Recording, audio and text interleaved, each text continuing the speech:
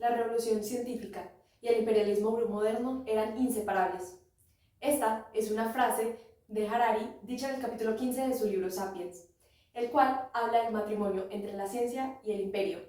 Hola, soy María Valentina Rojo y hoy vamos a hablar del imperialismo, la revolución industrial, la revolución científica y el capitalismo en relación con el Reino Unido. Este es un ejercicio académico para la clase de geografía del programa de Ciencias Políticas de la Universidad de La Sabana. Recordemos que la revolución industrial y la revolución científica están atadas la una a la otra y que éstas, de alguna forma u otra, impulsaron el imperialismo y desarrollaron aún más el sistema capitalista. En todo esto, el Reino Unido jugó un importante papel y los efectos de su influencia en estos conceptos en el pasado pueden ser evidenciados en el actual Reino Unido. Ahora, ¿cómo fue el imperialismo británico?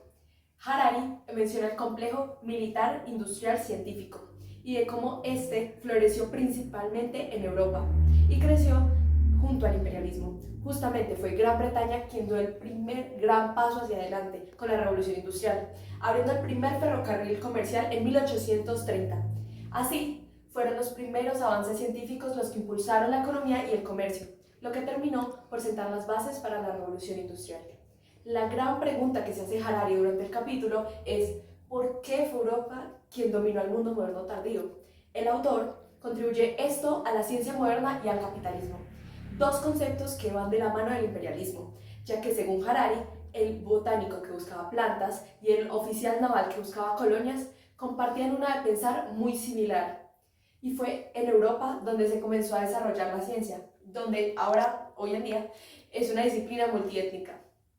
Si bien la ciencia hizo avances importantes en la botánica y la medicina, como el descubrimiento de la cura para el escorbuto de los marineros, también se hizo para fines siniestros. Diferentes biólogos, antropólogos y lingüistas proporcionaron pruebas científicas para argumentar que los europeos eran superiores a todas las razas y que por esto debían de gobernarlos. Así nació la teoría racista, quien unió la teoría lingüística con la de selección natural de Darwin para decir que los arios eran una raza dominante, los arios siendo europeos altos, de pelo claro, ojos azules y supuestamente industriosos y superracionales. Esta teoría se volvió el anatema de tanto científicos como políticos, que terminaron usando esto para justificar el imperialismo, diciendo que los imperios no eran empresas de explotación, sino proyectos altruistas que realizaban en pro de las razas no europeas. Tras todo esto, Reino Unido termina siendo el imperio más grande de la historia, con una extensión de más de 35.5 millones de kilómetros cuadrados, un imperio donde nunca se ponía el sol.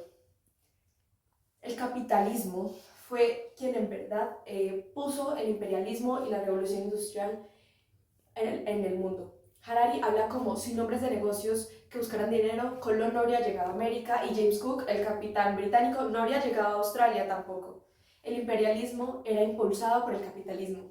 A pesar de todo esto, la economía es cíclica, lo que empieza a afectar al gran imperio británico, que comienza a caer en 1873 con una deflación que tuvo el país.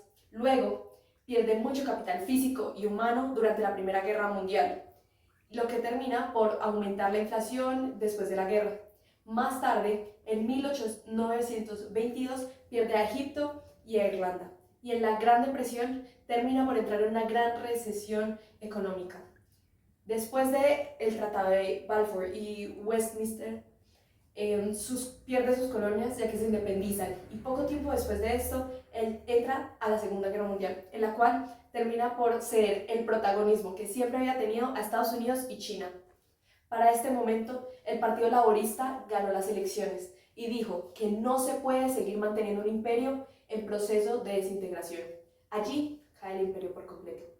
Fue así como el Reino Unido pasa de ser el gran imperio y la cuna de la revolución industrial a tener grandes desafíos de desigualdad social y económica y serios problemas ecológicos, todos efectos del pasado y evidenciados en acciones como el Brexit, en el cual los ciudadanos británicos se manifestaron en contra del sistema capitalista globalizado y la pérdida de control económico. Con todo esto se puede evidenciar cómo las fuerzas del imperialismo, la revolución científica, la revolución industrial y el capitalismo moldearon al Reino Unido y cómo este influenció la política y economía global hasta hoy en día.